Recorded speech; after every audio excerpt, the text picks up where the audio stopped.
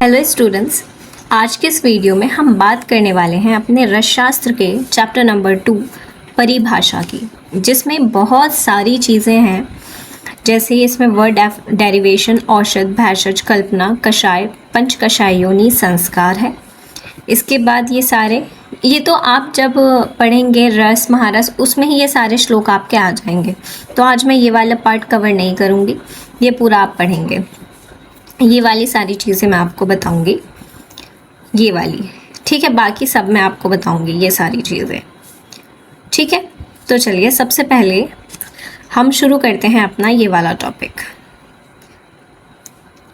औषध, भैषज, कल्पना, कषाय, पंचकषाय, योनि, संस्कार। ये औषध क्या होता है? देखो, इस पे से शॉर्ट क्वेश्चन आना इसके चांसेस कम होते हैं। या आपको वाइवा में पूछा जा सकता है या फिर आपके एमसीक्यू में आ सकता है, ठीक है। एमसीक्यू के लिए आप इसे पढ़ लो। इसमें सिर्फ आपको धातु याद रखनी है कि कौन से धातु से मिलकर बनता है और उसका अर्थ क्या है। इससे ज़्यादा इसमें आपको नहीं पढ़ना होता है। तो औषधि क्या होता है? औषधि से, ये शब्द कैसे बना है? औषधि से, ठीक है। औषध सब शब्द कैसे बना है? औषधि से, जिसमें क्या होता है? ओष का अर्थ होता है ऊष्मा या पाप यानी रोग। दहंती का मतलब होता है नाश करना, ठीक है। तो ये कह रहे हैं कि जो पकने पर या फल आने पर नष्ट हो जाते हैं उन्हें औषधि कहते हैं। द्रव्य गुण के वीडियो में भी मैंने आपको बताया था कि जो पक जाने पर या फल आने पर नष्ट हो जाते हैं वो औषधि है, ठीक है। और दूसरी बात ये कह रहे हैं कि जो शरीर की विकृति को दूर करे और स्वस्थ प्रदान करे वो औषध है, बिल्कुल। तो भैषज क्या होता है? भैषज की बात करते हैं तो यह शब्द भी धातु से मिलकर बना है और जा का मतलब होता है जीतना या दूर करना। तो इसका श्लोक क्या है? भीषजाम रोग भयाज जयति इति भैषजम, यानी भी का अर्थ है रोग का भय, जय का अर्थ होता है जीतना या दूर करना। तो जो रोग का भय है यानी जो रोग का डर है उसे दूर करना क्या होता है? भैषज होता है। कल्पना का देखेंगे अब। कृप धातु में ल्यूट प्रत्यय लगने से कल्पना शब्द बनता है। कल्पना शब्द इंपॉर्टेंट है क्योंकि भैषज कल्पना में एक बहुत इंपॉर्टेंट रोल प्ले करता है। कल्पना नाम युक्ति, अर्थ क्या है? कल्पना का अर्थ होता है योजना या निर्माण विधि। या भैषज कल्पना में और अच्छे से समझ पाओगे।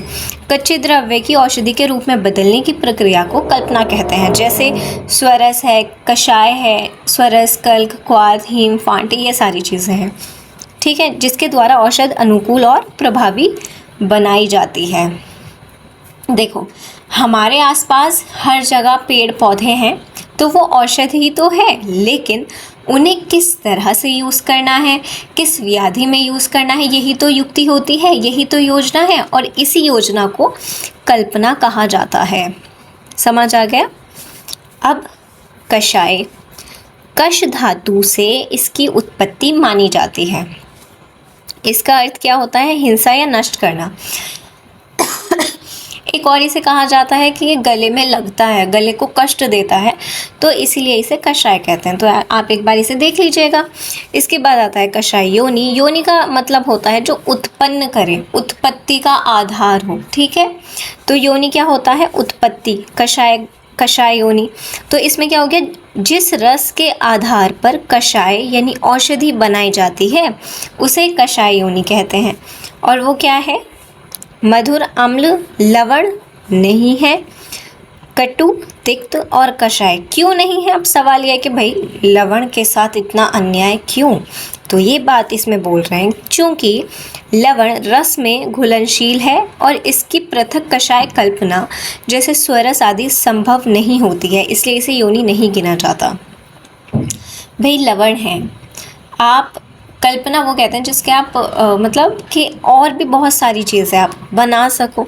अब आप इसमें तो पानी में उसे घोल दिए तो वो तो ख़त्म ही हो जाएगा, उसमें चेंज नहीं आता है। तो जिसमें चेंज नहीं आ रहा तो उसका क्या ही हो पाएगा, ठीक है। संस्कार वेरी इम्पॉर्टेंट, संस्कार बहुत इम्पॉर्टेंट है। ये आपको रस में मिलेगा, द्रव्य में भी मिलेगा, ठीक है, और उधर स्वस्थ में भी।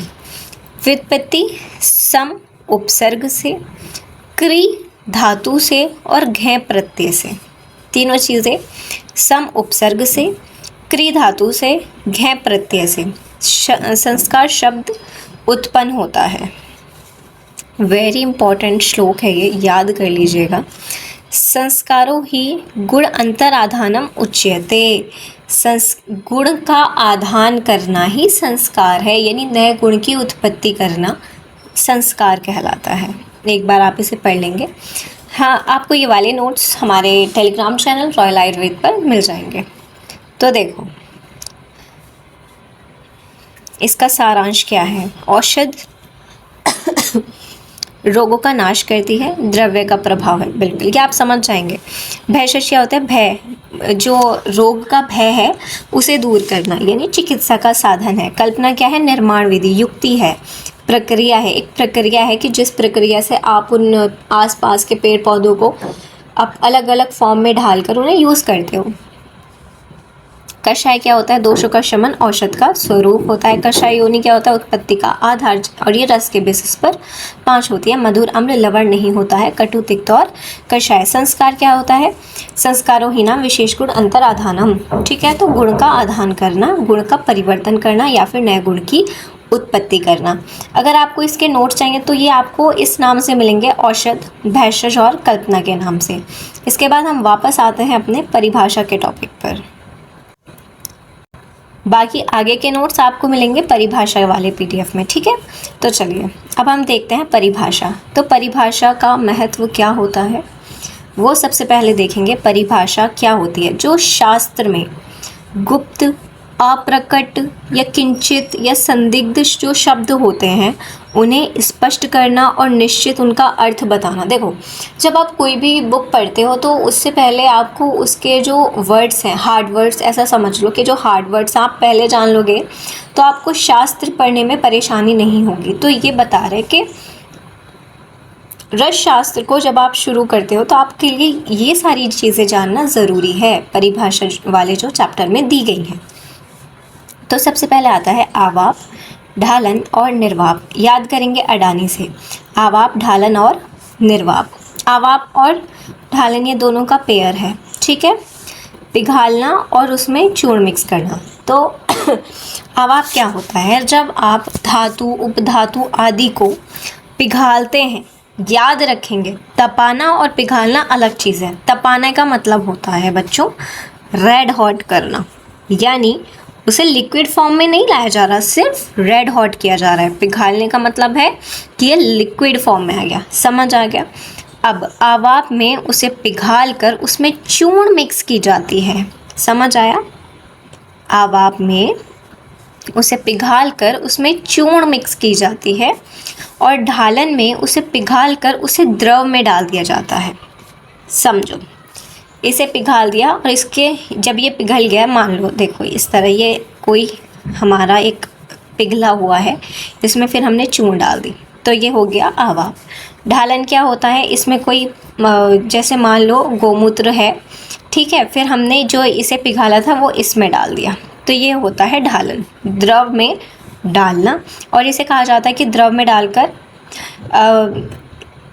उसे ढालना उसके हिसाब से, ठीक है। तो ये हो गया ढालन। निर्वाप इसका एक पर्याय इम्पॉर्टेंट है, देखो एक मिनट रुको।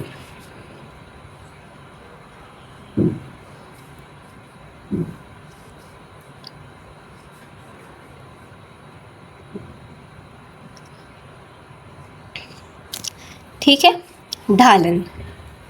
ढालन देखो क्या, निर्वाप। निर्वाप का एक पर्याय और है जो कि बहुत इम्पोर्टेंट है, निषेचन।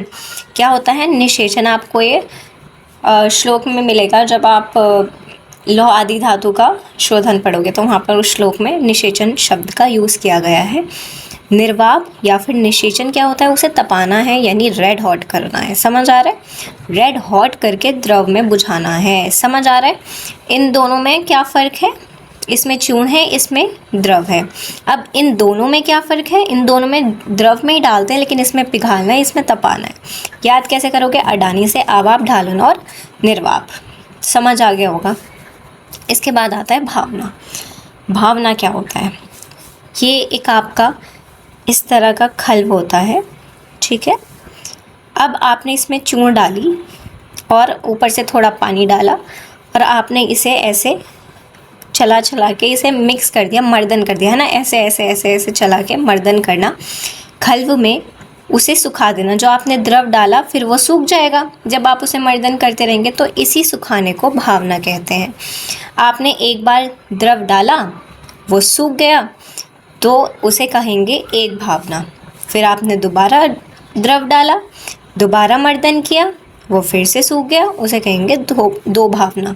तो ये डिपेंड करता है कि शास्त्र में कितनी भावना लिखी गई है, उसी हिसाब से आपको भावना देनी होती है। तो भावना समझ आ गए। एक खल में चूर्ण डाली, द्रव डाला, मर्दन किया, जो द्रव था उसे सुखाया, तो ये एक भावना हो जाती है।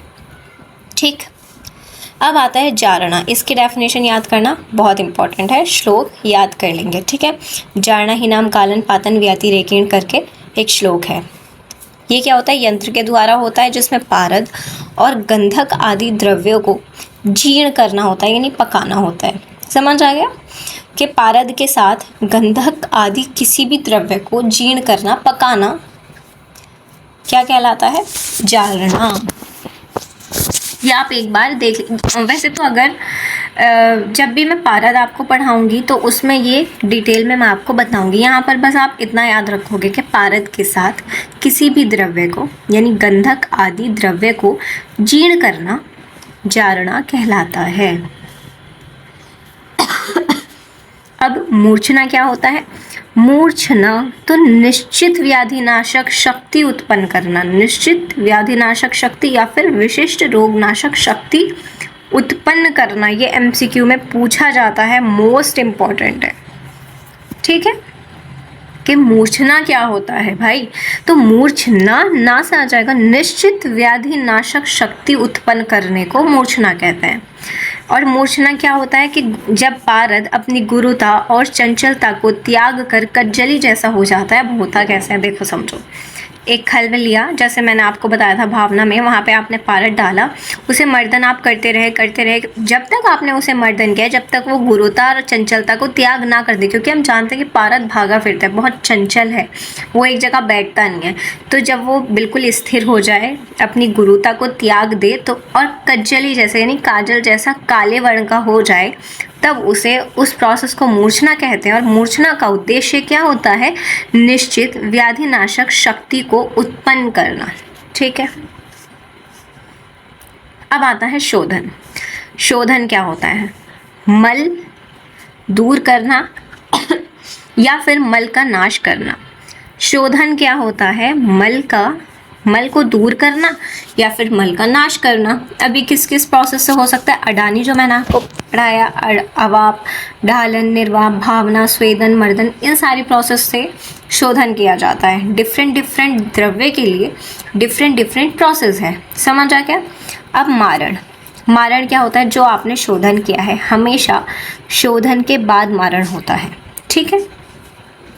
जो आपने शोधन किया है उस द्रव्य को लेंगे और उसे भावना देंगे। जैसे मैंने बताया, भावना देना क्या होता है? खल में सुखाना द्रव्य डाल के, फिर उसकी पेस्ट बन जाएगा, चक्रिका बनाएंगे, यानी चक्रिका ऐसे, फिर उसे पुट देंगे। पुट क्या होता है?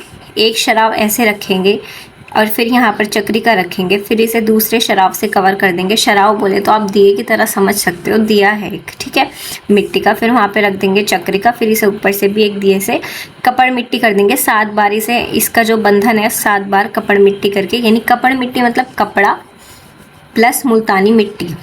ठीक है, दोनों को बांध देंगे और 7 बार सुखा देंगे। एक बार बांधेंगे फिर सुखाएंगे, फिर दोबारा बांधेंगे फिर सुखाएंगे, ऐसे 7 बार करते हैं।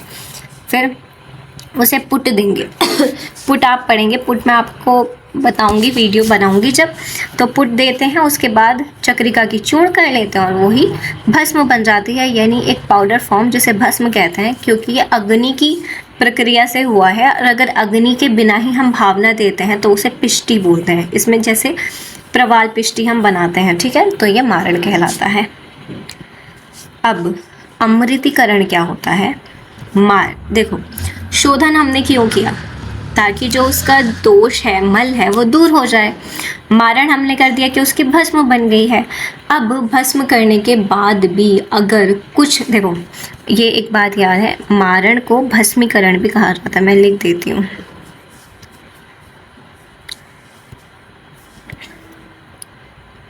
मारण को क्या कहा जाता है?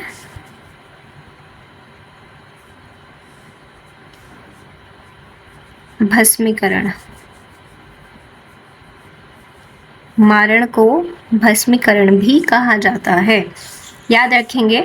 तो भस्म बना दी, उसके बाद भी अगर कोई दोष शेष रह जाता है तो उन्हीं को दूर करने के लिए एक प्रोसेस कराता है जो होता है अमृतीकरण, जिसमें गुण की तो वृद्धि हो जाती है लेकिन वर्ण की हानि हो जाती है। समझेंगे। मोस्टली जो भस्म होती हैं वो अलग अलग वर्ण की होती हैं। जैसे अभ्रक भस्म होती है वो रेड वर्ण की होती है, यानी इष्टिका वर्ण की होती है, ईंट के चूर्ण के जैसी होती है। इष्टिका मीन्स ईंट का चूर्ण, ठीक है। तो ये कह रहे हैं कि अभ्रक का हमने मारण करा दिया लेकिन उससे हमारी भस्म बन गई है रेड कलर की, ठीक है, इष्टिका चूर्ण वर्ण की। अब उसके बाद उसमें कुछ कुछ दोष शेष रह जाते हैं तो उसके लिए हमें क्या कराना पड़ेगा, अमृतीकरण। अमृतीकरण जब हम कराते हैं तो उसके जो शेष दोष हैं वो तो दूर हो जाते हैं, that's a good thing, plus point है। लेकिन गुण की वृद्धि होती है, दैट्स अ गुड थिंग। वर्ण की हानि होती है, ये निगेटिव पॉइंट है।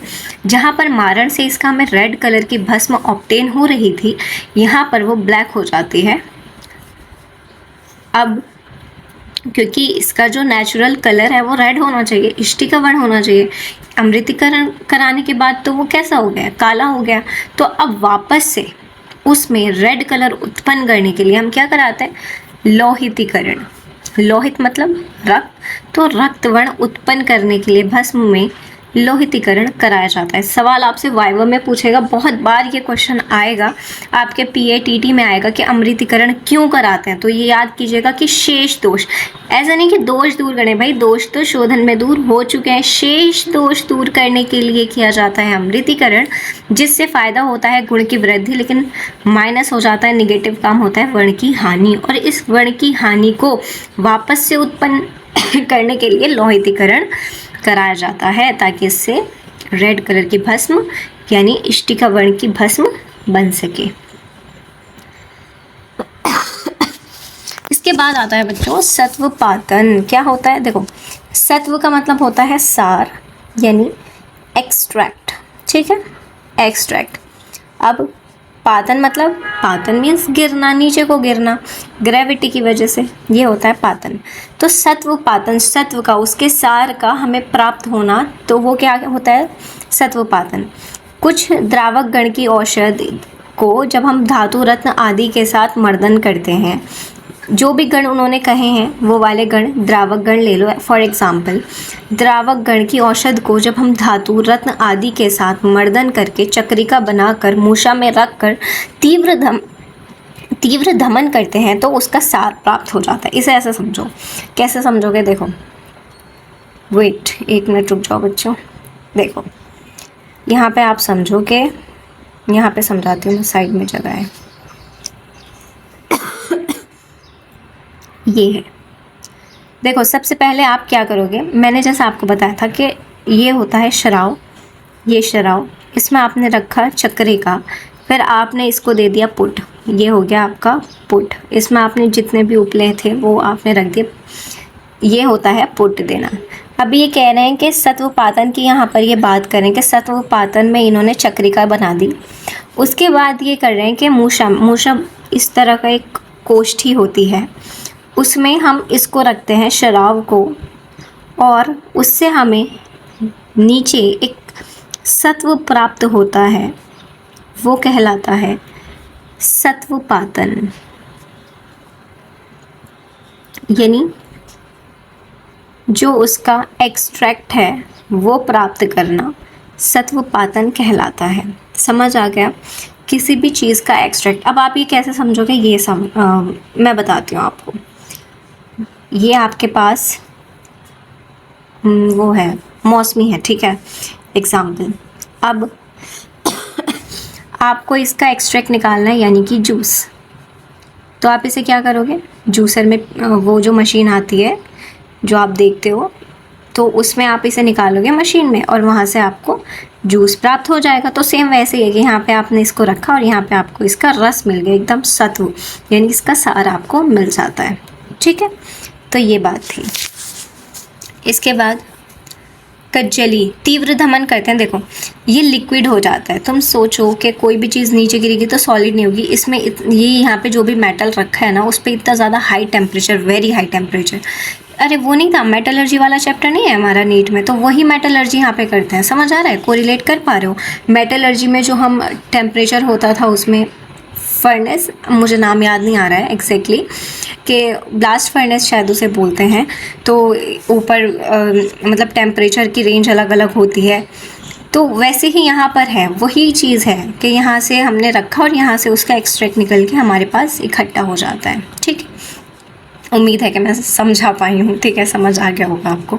Kajli very very very very important. क्या होता है? शुद्ध पारद, शुद्ध गंधक, ये दोनों तो इम्पॉर्टेंट है, बाकी चाहे जो डालो, लेकिन ये दोनों पारद और गंधक को मर्दन करके कज्जल जैसा यानी काजल जैसा काले वर्ण का पाउडर जो उत्पन्न होता है उसे कज्जली कहते हैं। ठीक है, ये सूक्ष्म होता है और सुलक्षण होता है।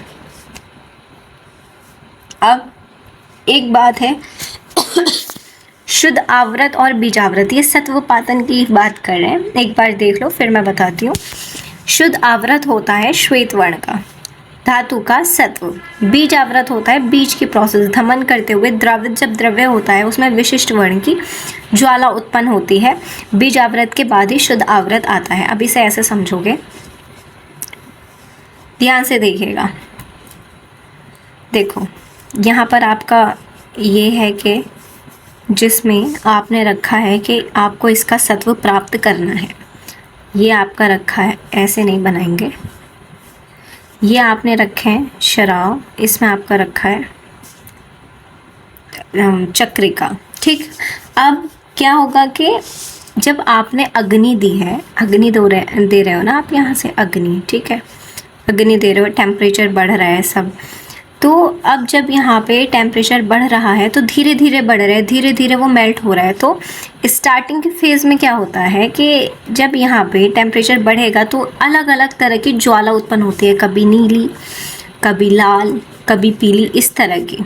तो इसका मतलब है कि प्रोसेस अभी कंप्लीट नहीं हुई है।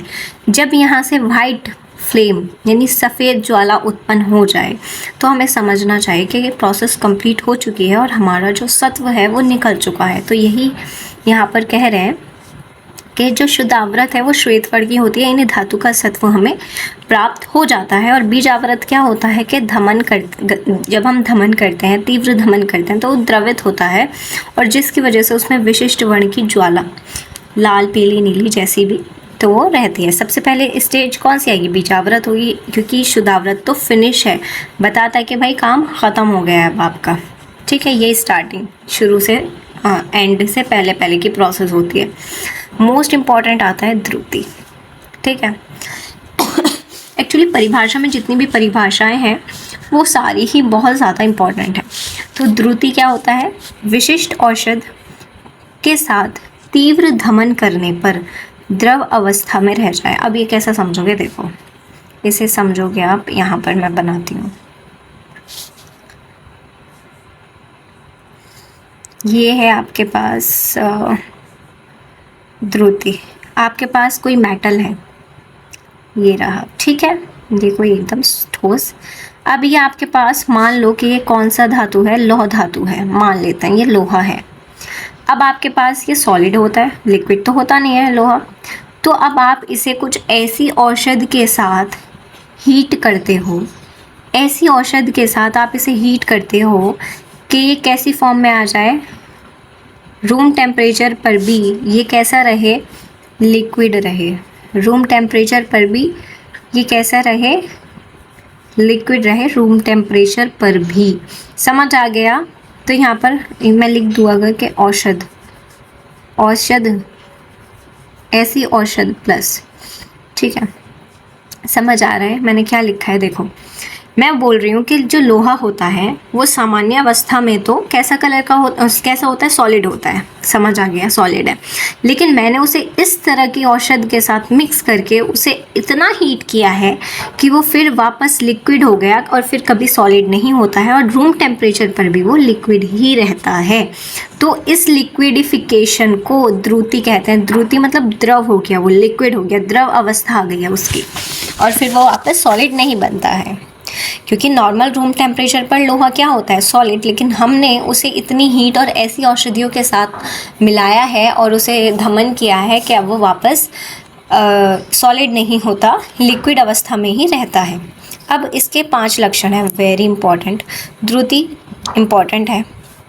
निर्लेपत्वम, अब ये जिस भी बर्तन में रखा है, ये वाला जो कंटेनर है, इसमें ये चिपकना नहीं चाहिए कि साइडों में चिपक गया, नीचे चिपक गया, तो ये चिपकना नहीं चाहिए। तो फर्स्ट इज निर्लेपत्वम, सेकंड इज द्रुत्वम, लिक्विड है, बिल्कुल है। तो सेकंड कंडीशन तेजस्तुवम, यानी इसमें एक अलग प्रकाश होना चाहिए, चमक होनी चाहिए, ठीक है, जैसे मरकरी की चमक होती है ना, इसी तरह। लघुता, भाई ये लोहा है, ये इसका गुण गुरु है, इसका गुण कैसा हो जाता है, लघु हो जाता है। और असंयोगश्च सूतेन, पारद के साथ संयोग नहीं करता। सूत क्या होता है, पारद होता है ना मरकरी, तो मरकरी के साथ रिएक्ट नहीं करता है। तो समझ आ गया। इसके बाद आता है आपका भस्म परीक्षा। तो यहाँ तक आपको समझ आ गया कि मैंने क्या बताया, सत्वपातन इंपॉर्टेंट है। देखो वाइवा में और आपके पीए में बहुत इंपॉर्टेंट है कि सत्वपातन, शुद्धाव्रत बीजाव्रत में डिफरेंस पता होना चाहिए। द्रुति तो आउट क्वेश्चन समझो कि आपके पीए टीटी इसके बिना हो ही नहीं सकता, अगर ये चैप्टर आ रहा है तो, ठीक। और अमृतीकरण, इसके बिना, ये तो मैं आपको कहती हूँ कि हर टीटी में, हर पीए में इसके बिना तो आपका पेपर बनेगा ही नहीं, ठीक है। ये सारी चीज़ें थी। अब हम पढ़ते हैं भस्म। भस्म की परीक्षा 18 होती हैं। कितनी होती हैं बच्चों, 18। और इसका दूसरा नाम होता है सिद्धि लक्षण। भस्म की सिद्धि लक्षण। किसका सिद्धि लक्षण, भस्म का सिद्धि लक्षण। तो देखो सबसे पहले आता है वारीतर।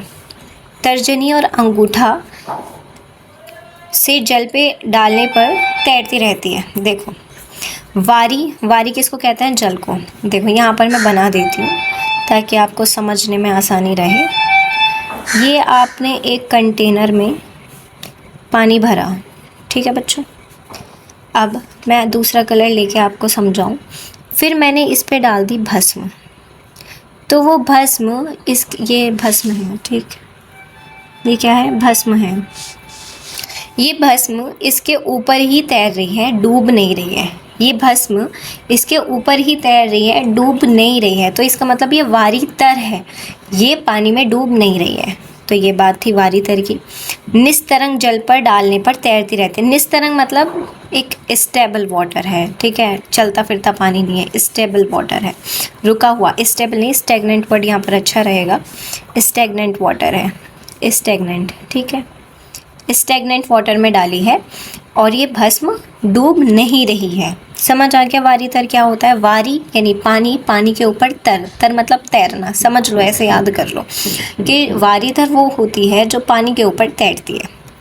सेकंड आता है आपका रेखापूर्ण। रेखापूर्ण देखो ये आपका हाथ है, ऐसे, ये आपका हाथ है। आपने इस वाली उंगली और इस वाली उंगली को ऐसे, कैसे, ये आपका अंगूठा है, ये आपकी उंगली है, इसके बीच में आपने भस्म को रखा, ये रही आपकी भस्म। जब आपने इन्हें ऐसे मसला तो ये आपके अंगूठे की और ये वाली फिंगर की जो लाइंस हैं, जो रेखाएं हैं, फिंगरप्रिंट्स हैं, उसमें एंटर कर गई है।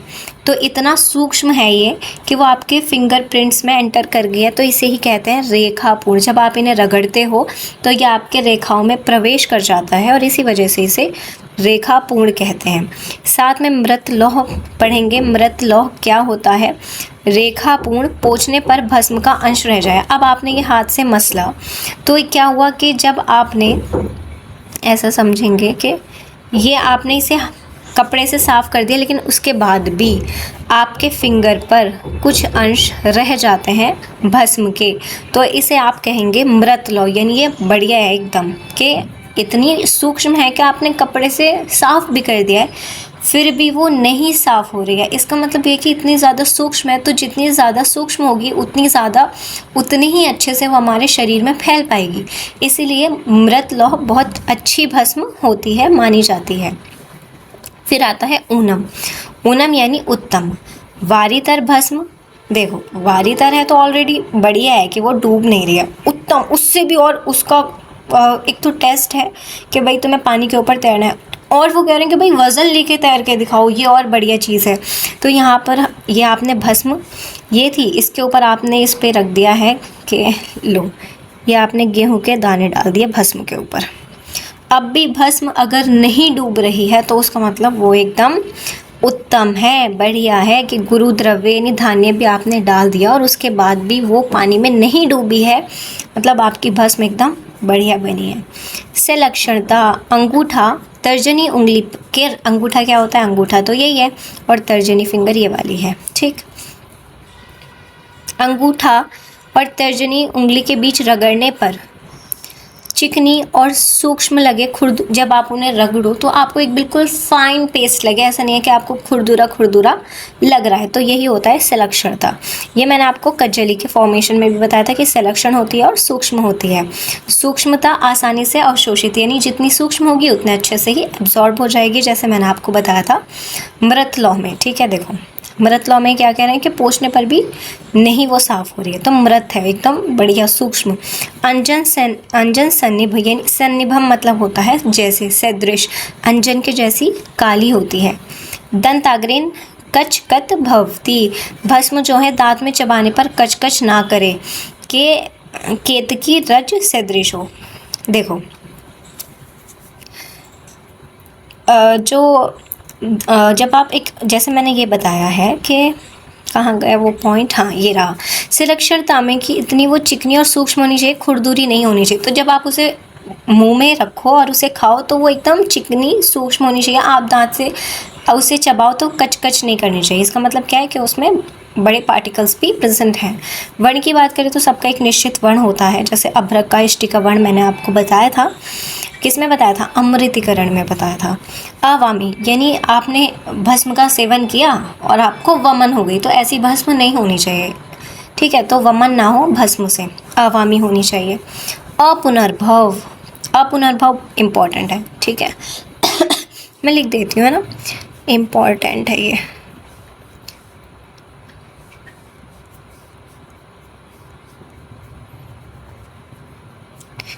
ये तो दिख ही नहीं रहा, इम्पॉर्टेंट है। अपुनर्भव, अपुनर्भव क्या होता है, मित्र पंचक के साथ भस्म को धमन किया जाता है तो उससे क्या होता है, भस्म परिवर्तन नहीं होती है, यानी अपुनर्भव। आ मतलब नहीं, पुनर्भव अपने पुराने रूप में, ऐसा ही से समझ सकते हो आप। जैसे हमने द्रव्य द्रुति बढ़ाया कि द्रुति जो लिक्विड हो गया वो परमानेंट होना चाहिए, आपने उसे किसी और औषध के साथ आपने उसे किसी और औषध के साथ रिएक्ट कराया और पता चला कि वो वापस सॉलिड बन गया, तो फिर ये तो हमारे काम की बात नहीं है। तो ये कह रहे हैं कि आप मित्र पंचक के साथ उस भस्म को धमन करो और वो परिवर्तित ना हो, वो अपने ओरिजिनल रूप में ना आए, तो यही होता है अपुनर्भव। यानी अपने मतलब नहीं, पुनर् मतलब पुराने स्वरूप में ना आए, तो ये होता है अपुनर्भव भस्म। निरुक्त क्या होता है, भस्म प्लस चांदी के साथ, भस्म चांदी के साथ हम उसे धमन करते हैं और भस्म चांदी के साथ नहीं चिपकती। निरुक्त याद रखो कि भस्म को जब हम चांदी के साथ धमन करते हैं तो चांदी के साथ रिएक्शन नहीं करता है। अगर भस्म चांदी के साथ रिएक्ट नहीं करती है, इसका मतलब वो कैसी भस्म है, निरुक्त है। और ये ऐसा होना चाहिए, ये जो हम पढ़ रहे हैं ये सारी चीज़ें ऐसी होनी चाहिए, तो इसका मतलब होता है कि उत्तम है, बढ़िया है। अगर वो रिएक्ट करती है तो इसका मतलब ये अच्छी भस्म नहीं है। गत रसत्व, धातु में एक विशेष स्वाद होता है। देखो लोहा है, तांबा है, सबका एक अलग स्वाद है, तो ये कह रहे हैं कि भस्म का निस्वाद, भस्म में कोई टेस्ट नहीं होना चाहिए, फोकी फोकी लगनी चाहिए, ठीक है। जीभ द्वारा परीक्षा इसकी कर सकते हैं। निश्चंद्रता, वेरी वेरी वेरी, कितना वेरी लगाऊं, नहीं लगाती, लिख देती हूँ, ठीक है।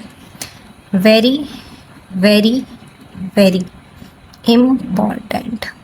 आपसे पूछेगा ना अगर भस्म में, तो यही पूछेगा कि निश्चंद्रता होती क्या है, ये बताओ पहले। निश्चंद्रता होती है धातु आदि, देखो धातु है, सोना है, चांदी है, लोहा है, तांबा है, पीतल है, इन सब में एक अलग चमक होती है। तो अगर आपने उनकी तांबे की आपने मान लो ताम्र भस्म आपने बनाई, अब तांबे में चमक होती है, अब आपने भस्म तो बना लिया, अब उसमें भी चमक है, तो ये कैसी बात है। तो इसका मतलब भस्म बढ़िया से बनी नहीं है। जैसे काजल होती है, काजल में कोई चमक नहीं होती है, तो इसी तरह से भस्म में कोई चमक नहीं होनी चाहिए। निश्चंद्रता, कोई चमक नहीं होनी चाहिए। समझ आ गया। धातु आदि में चमक होती है लेकिन उनकी भस्म में चमक नहीं होनी चाहिए। चमक नहीं होगी तो इसका मतलब ये उत्तम है। फॉर एग्जाम्पल अभ्रक प्लस धातु भस्म सूर्य के प्रकाश में रख कर देखेंगे। अब ऐसे अंधेरे में आप देखोगे तो भाई दिखेगी नहीं ना कि चमक है कि नहीं है, बताओ भाई। तो भाई सूरज में उसे ले जाके देखो कि हाँ चमक तो नहीं रहा इसमें कुछ, तो नहीं चमक रहा है। सूरज के प्रकाश में भी तो कॉन्ग्रेचुलेशंस, आपने बहुत अच्छी भस्म बनाई है। निर्धूमता फॉर हड़ताल, किसके लिए स्पेसिफिकली? हड़ताल के लिए। हड़ताल भस्म को शराब संपुट करके पुट आपने दिया है, भस्म पिघल धुआं उठे तो ये सम्यक। अगर उसे हमने पुट दिया और उसके बाद उसमें धुआं निकल रहा है तो मतलब ये अच्छी भस्म नहीं बनी है, उसमें से धुआं नहीं निकलना चाहिए। निर्धूमता, धुआं नहीं निकलना चाहिए, ठीक है। इसके बाद आता है दधी नींबू परीक्षा। जो देखो इसमें मैं लिख देती हूँ, ये जो होता है ना कॉपर, ये एसिड को बिल्कुल पसंद नहीं करता है, एसिड से रिएक्ट करता है। तो मैं इसे कैसे लिखूं? एसिड से रिएक्ट करता है, रिएक्ट पूरा लिखूं, रिएक्शन करता है, राइट, रिएक्शन करता है, अब सही है। तो क्या होता है, जो कॉपर है वो एसिड से रिएक्शन कर जाता है। तो दधी एसिड है नींबू में, तो ताम्र भस्म स्वर्ण माक्षिक तुति, ये सब इसमें भाई स्वर्ण माक्षिक में, अभ्रक विक्रांत माक्षिक विमल, इन सब में कॉपर होता है। तुथ इसमें भी, ठीक है, इन सब में क्या है, कॉपर है। तो कांच जार में नींबू रस और भस्म डाल दो एक साथ, फिर 24 घंटे रखने के बाद अगर वो नीला या हरा हो जाए तो वो अपक्व है, वो अच्छा नहीं पका, यानी उसमें अभी भी कॉपर के अंश हैं। यानी कॉपर की जो भस्म है, ताम्र की जो भस्म हम बना रहे हैं उसमें कॉपर का अंश तो नहीं होना चाहिए। और अगर वो रिएक्ट कर रहा है और नीला या फिर हरा कलर दे रहा है तो इसका मतलब है कि उसमें अंश है। तो आप इसे दोबारा से पुट दो, दोबारा से अच्छे से भस्म बनाओ। इसमें मैं आपको साथ साथ बताती चलूँ, कॉपर पॉइजनिंग जब आप पढ़ोगे अगत तंत्र में तो आपको वहाँ पर नीला और हरा वॉमिटिंग मिलेगी, यानी ब्लू ग्रीन वॉमिट मिलेगी। तो ये इसका एक स्पेसिफिक, समझो कि स्पेसिफिक लक्षण है कॉपर का कि वो ब्लू और ग्रीन कलर देता है, ठीक है, एसिड के साथ मिलके, क्योंकि स्टोमक में भी तो एसिड होता है ना बच्चों, तो इसलिए ये अपक्व है। निरअम्ल फॉर कासीस, अम्ल रहित भस्म होनी चाहिए। जीवा आग्रे आड़िय मानत्वम, मानत्व, तो जीवा आग्र पर रखने पर भस्म का कोई स्वाद नहीं आना चाहिए, ये हमने निस्वादु में पढ़ा था। ये सारे आप इन्हें ऐसे पेयर में याद कर सकते हो। सबसे पहले रेखापूर्ण, फिर मृतल, वारितर, उत्तम, सलक्षण, सूक्ष्म, अंजन, वर्ण, फिर दंत, कचकच नहीं होना चाहिए, जिह्वा अवामी होना चाहिए, अपूर्णानुभव, निरुद्ध, गतरसत्व, निश्चंद्रता, निर्धूमता, दधी, नींबू और अम्ल। ये सारे आप इस तरह से याद कर सकते हो, ट्रिक है इनके याद करने की। इसके बाद आता है लवण वर्ग में 5 लवण होते हैं। कितने होते हैं बच्चों? 5, सैंधव, सामुद्र, सौवर्चल, विड और औद्भिद, ठीक है, इसे आप औद्भिद कर लेंगे।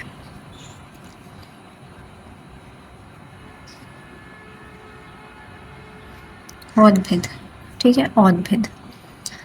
मित्रपंचक क्या होते हैं? घृत, मधु, गुग्गुलु, गुंजा और टंकण। द्रावक गण क्या होते हैं? मधु, घृत, गुग्गुलु, गुंजा, टंकण और गुड़। कज्जली, कज्जली देखो क्या होती है, कज्जली में द्रव पदार्थ नहीं डलता है। देखो भावना में मैंने आपको बताया था कि उसमें कोई भी द्रव्य डालो और उसके साथ साथ देखो चूर्ण डालते हैं। एक्चुअली भावना में चूर्ण डाली उसके बाद हमने कोई भी द्रव डाल दिया, स्वरस डाल दो, पानी डाल दो, मट्ठा डाल दो, जो भी डालना है वो डाल के उसे सुखाते हैं। लेकिन जब हम कज्जली का निर्माण करते हैं तो उसमें द्रव पदार्थ नहीं डालते, सिर्फ पारद और गंधक डलता है। ये बात याद रखना बहुत इंपॉर्टेंट, आपसे वाइवा में पूछ सकता है कि भावना में डलता है द्रव लेकिन कज्जली में द्रव नहीं डलता है, सिर्फ उसमें क्या होता है, गंधक और पारद।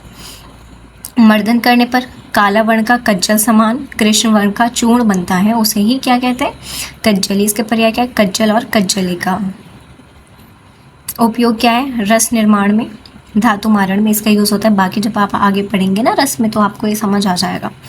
पारद प्लस आधा गंधक, देखो पारद अगर आपने मान लो 1 भाग लिया तो उससे आधा गंधक ले लो, एक उससे 1 यानी सेम भाग 2 गुना 3 गुना 4 गुना गंधक ले सकते हो पारद से। प्रयोग क्या होता है, सम कहाँ होता है, ये सब आगे हम पढ़ेंगे। हाँ ये देखो कज्जली के गुण क्या होता है, सहपान की तरह यूज़ होता है, अनुपान की तरह यूज़ होता है, रोगों को दूर करता है, पुंसवत्व शक्ति को बढ़ाता है, त्रिदोष का शमन करता है। ठीक है, सहपान अनुपान क्या, मैंने अपनी अनुपान की वीडियो में सब बताया है। परीक्षा क्या होती है, ये 2-3 परीक्षा इन्होंने लिख दी हैं, बाकी जो हमने 18 परीक्षा भस्म की पढ़ी है उस तरह इसकी भी है।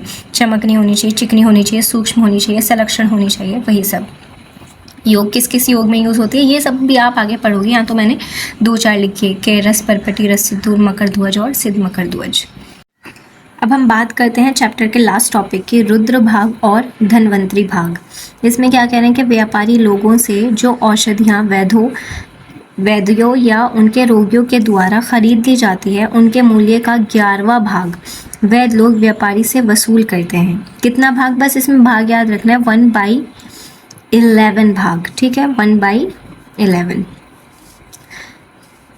वैद्य को मिलने वाले इस 11वें भाग को रुद्र भाग कहते हैं। समझ आ गया, जो वैद्य को मिलता है वो क्या होता है, 1/11 होता है और इसी को रुद्र भाग कहते हैं। रुद्र और धन्वंतरी ये दोनों भगवान के नाम पे रखे गए हैं, ये याद रखेंगे। धन्वंतरी क्या होता है, सिद्ध किए हुए रस, तेल, घृत, इनका आधा भाग। किसका, रस का, तेल का और घृत का आधा भाग। अवलेह का 8वां भाग, याद कैसे करोगे, अ से अवलेह, अ से 8।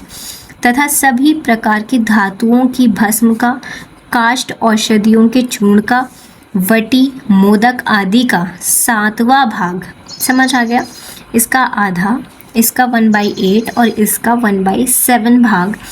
इस प्रकार अन्य गरीब लोगों के लिए रोगी के खर्चे से तैयार औषधि का ये भाग आरोग्य सुख की प्राप्ति के लिए धन्वंतरी के नाम से वैद्य को दिया जाता है, उसको धन्वंतरी भाग कहते हैं। यानी ये जब ये चीज़ें बनाई जाती हैं तो उसमें से इतना भाग रोक लिया जाता है गरीबों की मदद करने के लिए कि ये फ्री में या कम दामों में गरीबों को दिया जाएगा। समझ आ गया, तो ये MCQ के लिए इम्पॉर्टेंट है, वैसे तो नहीं पूछा जाएगा लेकिन MCQ में ये भाग ज़रूर पूछे जाएंगे।